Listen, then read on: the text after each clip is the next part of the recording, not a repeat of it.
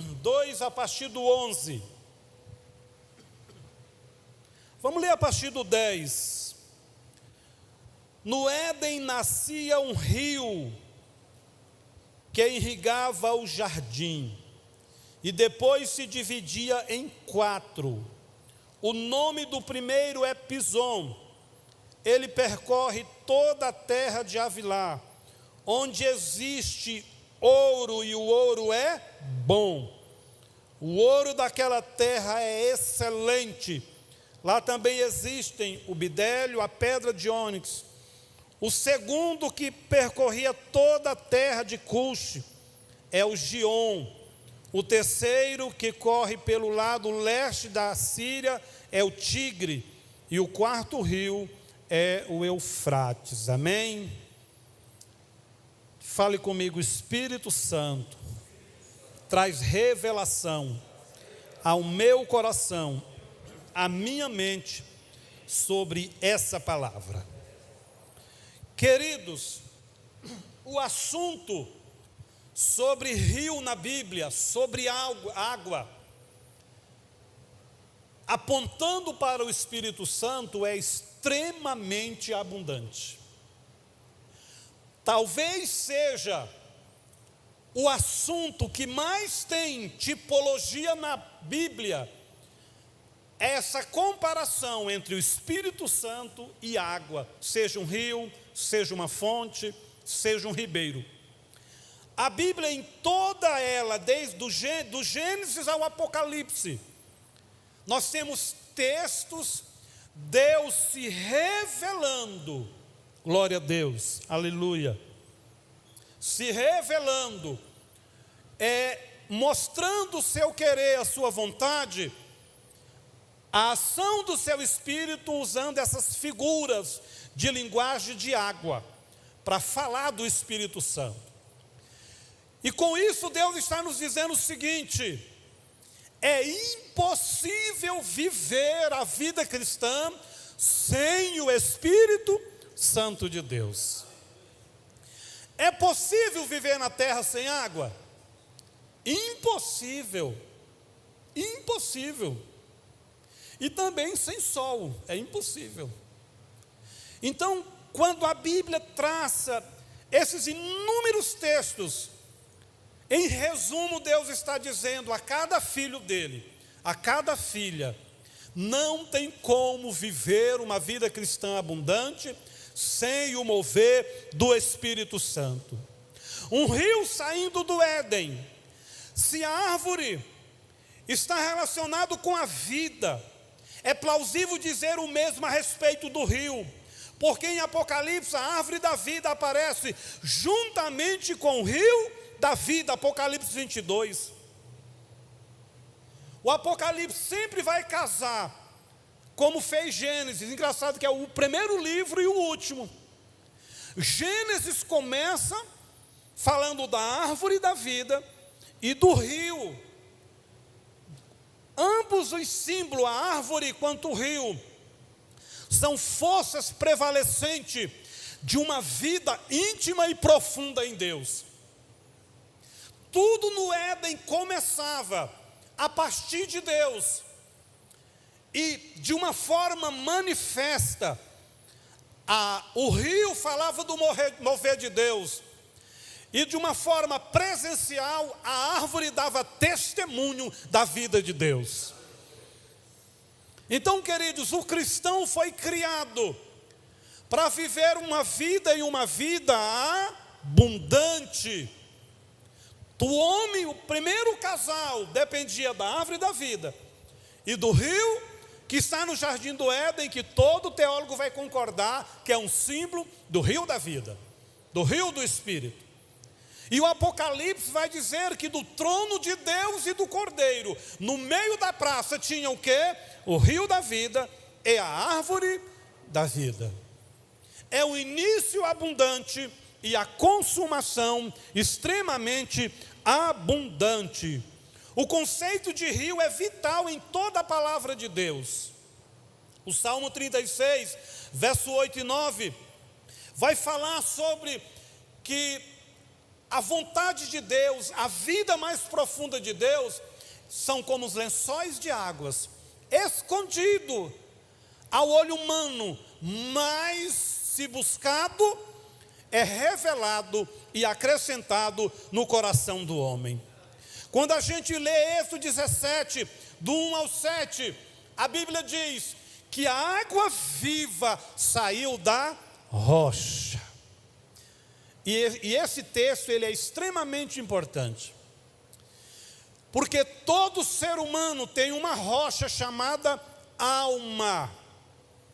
A nossa alma tem dificuldade de liberar completamente o fluir do rio de Deus, porque no seu espírito, por novo nascimento, você já é cheio desse rio, você já é cheio da vida de Deus.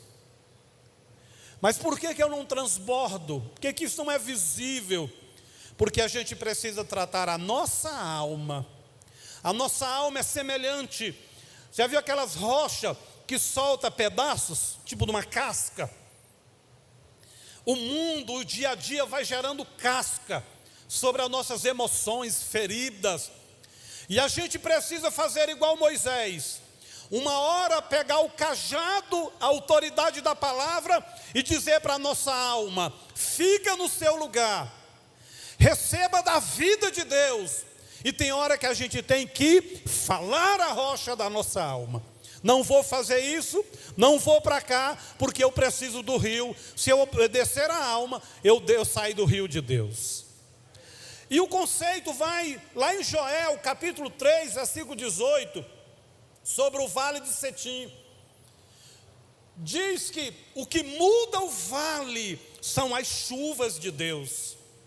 Queridos, o que muda os vales da nossa vida, os momentos que parece que as coisas não andam, é a chuva do Espírito, é o mover de Deus. Jesus, no último e grande dia da festa, lá em João 4, lá no João 4,14, ele diz para a vida da mulher samaritana: a sua vida é um caos, mas se você beber da água, beber do rio, tudo se fará novo. E a mulher não só foi mudada, como foi um instrumento de mudança. Em João 7, 37 e 38, no último e grande dia da festa, o que Jesus ofereceu? Quem quiser venha e beba de graça da água da vida. Queridos, até no dia de festa humana, aquela água que a festa humana produz não é suficiente. Jesus disse: vocês continuam precisando da água da vida. Quando a gente lê Ezequiel 47, o fator crescente do avivamento é o quê? É a água subindo, vai subindo, até virar um grande rio. E eu pergunto para você: alguém consegue nadar com fardos? Uma mala enorme nas costas. À medida que o avivamento vai vindo na nossa vida, isso é o que descreve Ezequiel 47. A gente vai deixando as coisas fúteis, as coisas que não servem, que a gente às vezes até valorizava anteriormente, a gente larga. Até que a gente mergulhe, nade, sem nenhuma dependência humana, sem nenhum fardo. Portanto, o que nos liberta, o que tira da gente o que não presta, é a ação do rio do Espírito Santo de Deus. Todos nós precisamos ser cheios do Espírito Santo. Quando a gente lê Zacarias 14, 8, falando da restauração de Israel, Deus diz lá que a restauração será pela chuva de Deus. E eu acho esse texto extraordinário. Lembra lá do Salmo 84, 6, do Vale de Baca? Que é seco, que é árido, que é sem vida, sem projeção, sem futuro, até que venha uma chuva e aquele lugar vira um paraíso. Glória a Deus. Então, em suma, o resultado da nossa vida será sempre o preço que eu vou pagar para ter uma vida cheia do Espírito Santo de Deus. Se eu estiver nesse rio, nesse leito, aí é maravilhoso, é maravilhoso. Quando a gente vê Davi se levantando, a Bíblia diz que ele vai ao ribeiro e escolhe as pedras. Em tipologia, as armas que você precisa para vencer o inimigo é o Espírito Santo que dá. É o Espírito Santo. É o melhor rio para você, porque primeiro o rio fala de descanso, de frescor, de restauração, de saciedade.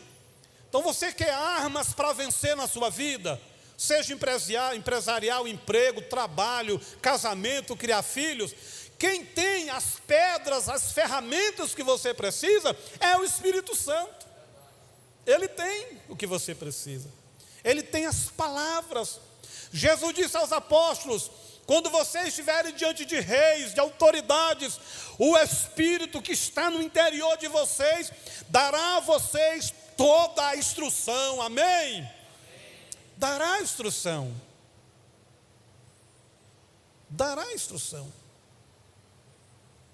Isso é coisa linda. Isso é maravilhoso, você depender da voz, perceber. Davi entendeu isso. Davi no Salmo 51 diz assim: Deus, eu estou no fundo do poço, eu pequei, pode tirar de mim o cajado, o trono, a autoridade, mas jamais retira de mim o quê?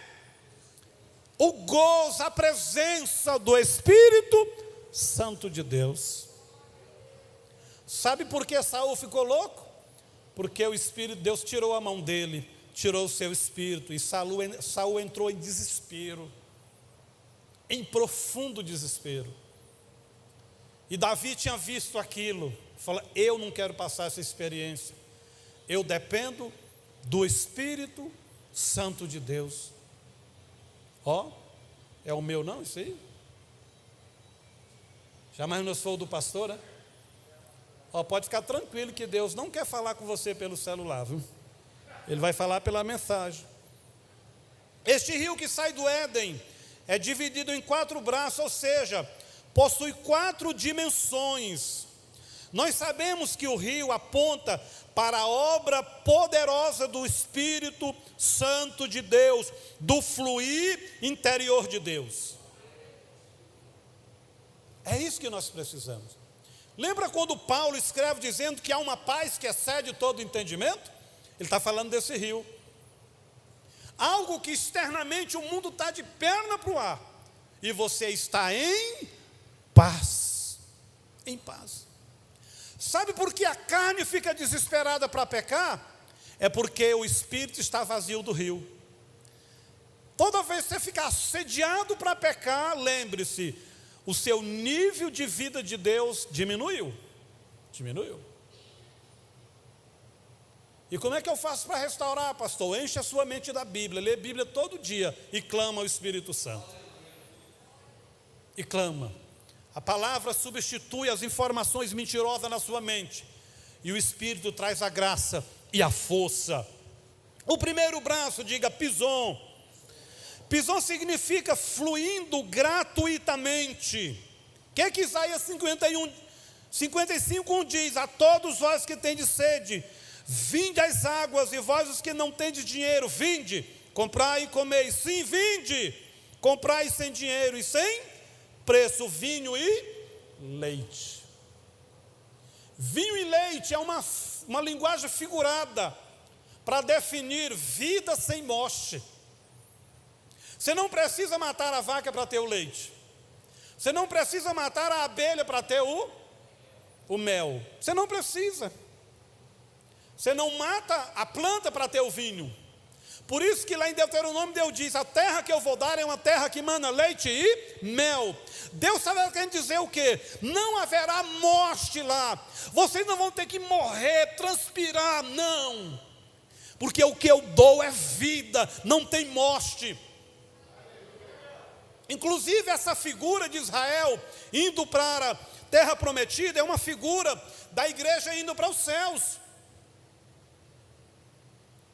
Porque nos céus a terra manda leite e mel. Lá não haverá esforço da alma morta para produzir nada. Quando os judeus chegaram na terra, tinha casa, tinha plantações, tinha tudo. porque a bênção do Senhor é a bênção da vida abundante, não haverá morte. Então, o primeiro braço do rio significa fluindo gratuitamente. Querido, onde esse rio passava, o texto diz que havia ouro, e o ouro era muito bom. O que significa ouro na Bíblia? Ouro fala da natureza de Deus, do DNA do Pai. Portanto, o cristão, quando anda no rio do Espírito, é aí que ele nasce de novo, recebe a natureza, a filiação do Deus Pai. Deus, de forma profética, plantou um rio no jardim do Éden para dizer: o meu espírito fluirá gratuitamente, o meu espírito fluirá para trazer a natureza, o novo nascimento, a transformação, o meu poder para a vida dos homens. Em resumo, nós dependemos do Espírito Santo para tudo. O versículo 2 também diz que havia o bidélio e o ônix. Essa palavra traduzida é pérola. E você já parou para pensar como é que é formada uma pérola? Um corpinho estranho entra na ostra, um grãozinho de areia, qualquer coisa, e ela libera uma enzima e cobre aquilo, e da própria vida dela, aquilo que era estranho vira algo extremamente precioso e bonito. Nós éramos, irmão, uma coisinha estranha nessa terra, cheia de pecado. E Jesus na cruz pegou todos nós. Nós éramos todos deformados. Nós éramos, como diz Gênesis 1, sem forma e vazio.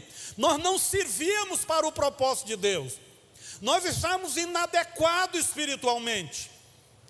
Mas quando você entrou em Jesus, Ele liberou a vida do seu sangue. E 1 Pedro diz assim, que agora nós somos pedra preciosa do edifício de Deus, da igreja, e nós entraremos no céu transformado para a glória de Deus.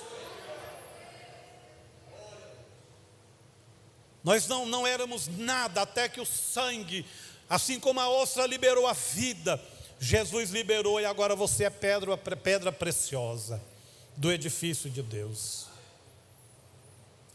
Em 1 Coríntios tem uma figura dupla. 1 Coríntios diz que a igreja é lavoura e é edifício. É estranho, né? Olha, lavoura e edifício é duas coisas que não tem nada a ver uma com a outra. Irmão, mas Deus, tem que falar que Deus é sábio até redundante, né? Na realidade, Ele é a sabedoria, Ele é tudo. Quando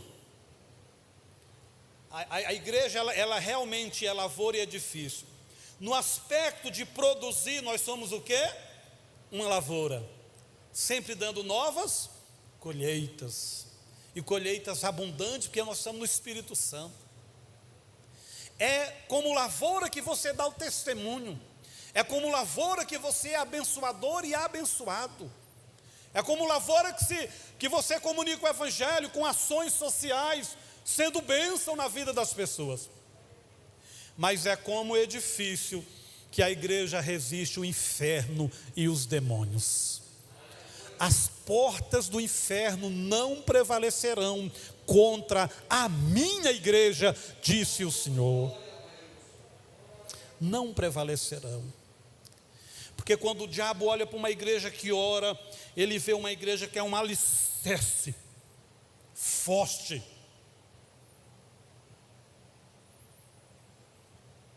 E o diabo tem que fazer meia curva. Eu sempre digo, o cristão que tem que ter os 3 testemunhos, dos céus, dos demônios e da terra. Isso é ilustrado na vida de Daniel. Lembra quando o anjo chega e bate nas costas de Daniel e diz: não temas, levanta, você não vai morrer não. E diz: Daniel, tu és um homem amado nos céus. Sabe o que é que o anjo quis dizer? Quando Deus reúne lá a sua diretoria e quer fazer algo nesse tempo, Daniel, que vocês estão na Babilônia, Deus conta com você e com seus amigos para se mover na terra. Em outras palavras, Daniel, os céus testemunham acerca de você. Os céus conversam acerca de você, Daniel. Irmão, mas isso é um negócio tremendo. Já imaginou lá nos céus, Deus resolve fazer alguma coisa na Aparecida, aí fala, alguém tem uma ideia a quem nós vamos usar? E o anjo fala assim, eu vou usar, Senhor, eu vou indicar a Rayane. Imaginando que privilégio. Se precisar de uma pessoa mais madura, né? Senhor, eu vou indicar a senhora que está de saia verde hoje. Madura assim na experiência, ela é jovem, viu? Na experiência, né?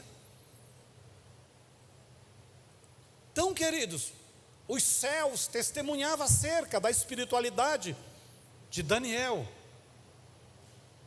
Quando Daniel orava, os demônios do palácio da Babilônia tremia e tinha que testemunhar que Daniel era um homem que tinha um rio, que tinha vida, que tinha um mover de Deus. E o povo que trabalhava no palácio, por mais que tivesse inveja, ira, vontade de destruir Daniel, eles tinham que dizer, Daniel é crente de verdade. Busque esse testemunho, que os céus falem acerca de você, que os demônios reconheçam que você é um homem e uma mulher de Deus, e que as pessoas possam dizer, ali vai um crente, ali vai uma crente de verdade. Aleluia!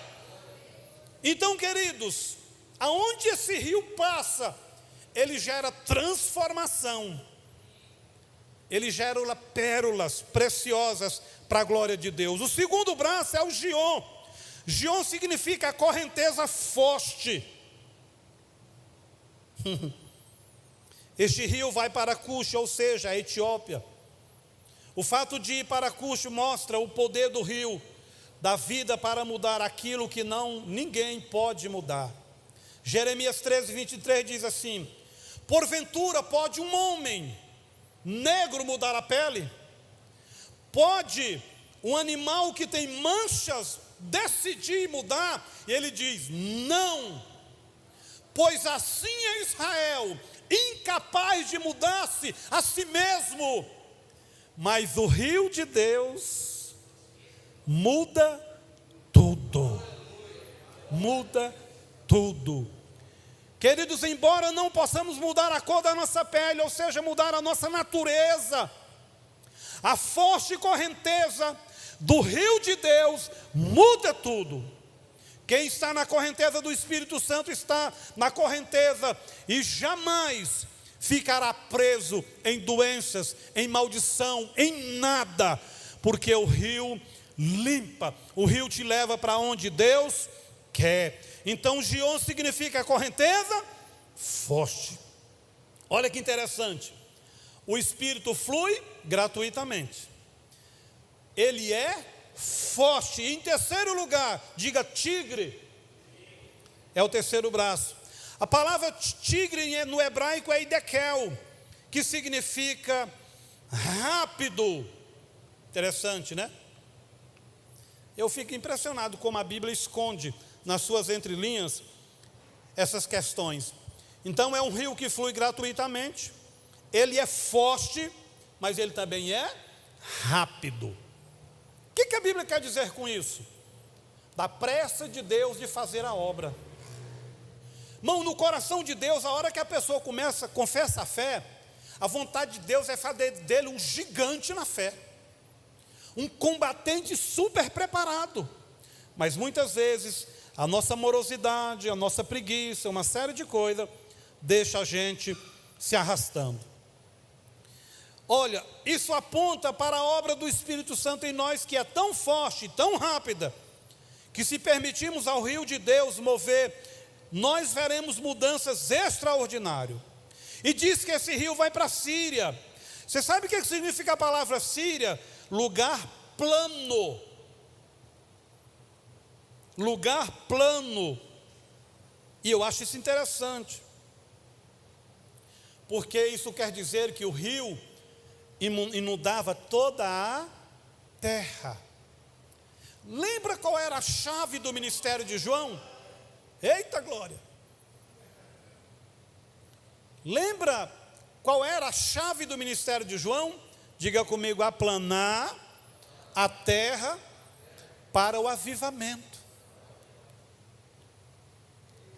João veio com a palavra e foi trabalhando no coração e na mente do povo, deixando tudo reto.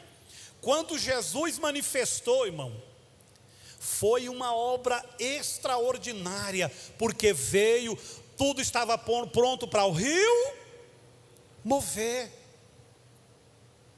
Queridos, é uma atitude profética, é uma igreja que tem Bíblia, é uma igreja que adora. Nosso ministério é o ministério de João Batista.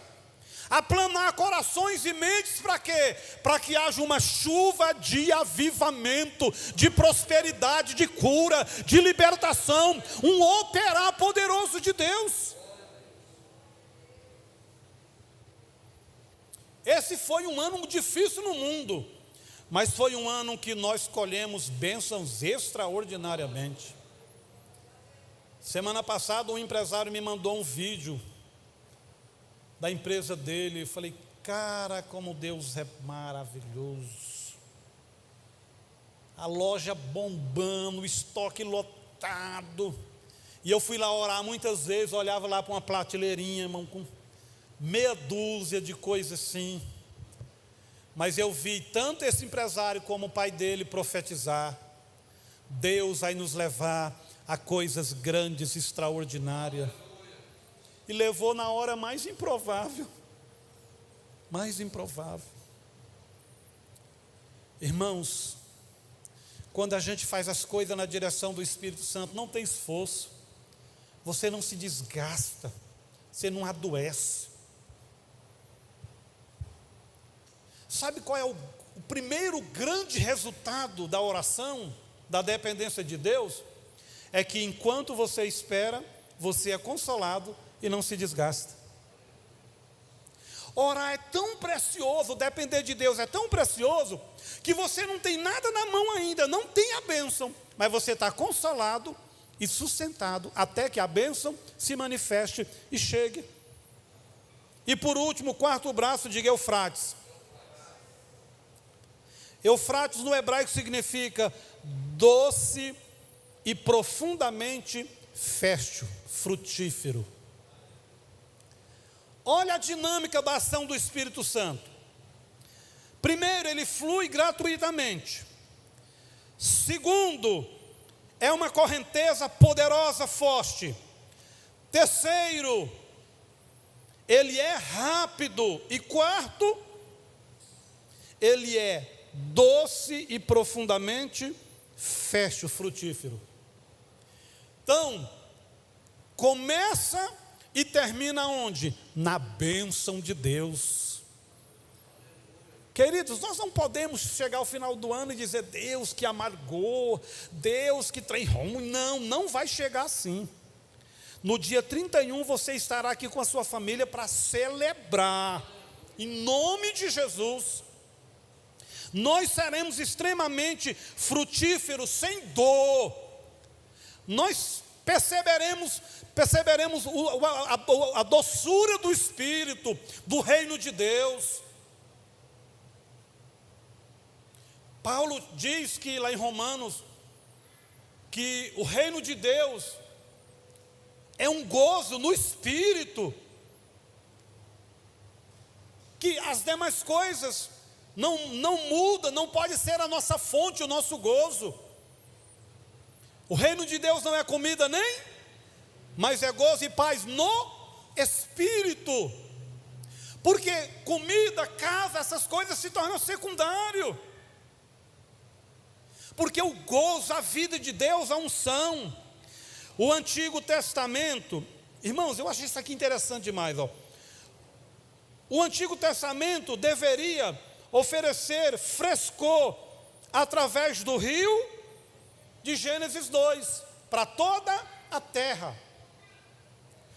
O Éden era apenas um ponto de partida que iria oferecer bênção, frescor.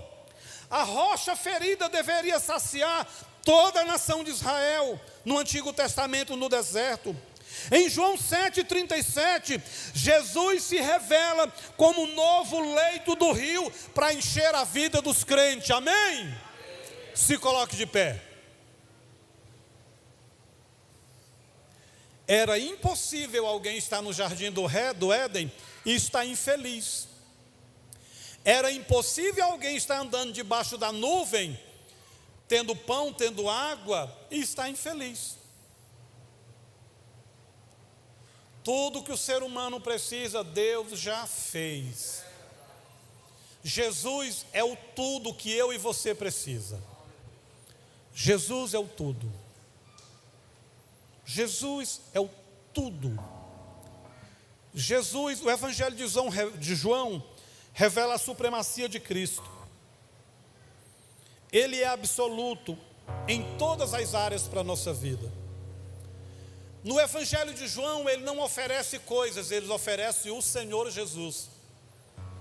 Jesus vai sempre dizer: eu sou o pão, eu sou o caminho, eu sou a água, eu sou a porta, eu sou o pastor, eu sou o pasto. Ele não está te dizendo: eu vou te ensinar um caminho, eu vou te dar um pão, eu vou te dar um pasto, eu vou te dar uma porta, eu vou te dar um aprisco. Não, ele está dizendo: eu sou. Se você quiser ter tudo isso, você precisa ter quem? Jesus na sua vida. E tê-lo se movendo através de quem? Do Espírito Santo de Deus. Então, queridos, dezembro é um mês profético. Eu gosto de dezembro. Eu gosto daquela alegria do Natal. Apesar de não... Eu não discuto se o Natal é bíblico ou não. Eu nem preciso disso. Isso não muda nada. Mas o mês de dezembro tem um negócio diferente, é gostoso. A gente dá uma renovada na esperança, na alma. Aquelas musiquinhas não tem nada a ver, mas é bom. Não aquela tipo assim, eu vou ganhar um presente, eu vou dar um presente. É bom, irmãos. Dá uma sensação quando vira dia 25, vai fechar o ano.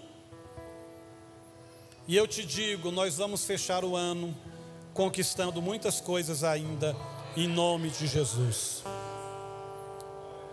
Descansa em Deus. Irmão, desfrute do mês de dezembro. Para de estresse, para de ansiedade. Celebre, em nome de Jesus. Celebre. E nessa noite tem alguém que quer começar com essa jornada no rio de Deus. Pastor, eu preciso reconciliar com Jesus. Eu preciso entregar a minha vida para Jesus. Tem alguém? Levante, dê um sinal com sua mão. Você que quer aceitar Jesus ou reconciliar. Tem alguém? Amém. Pode vir aqui, eu quero orar por você. Aleluia.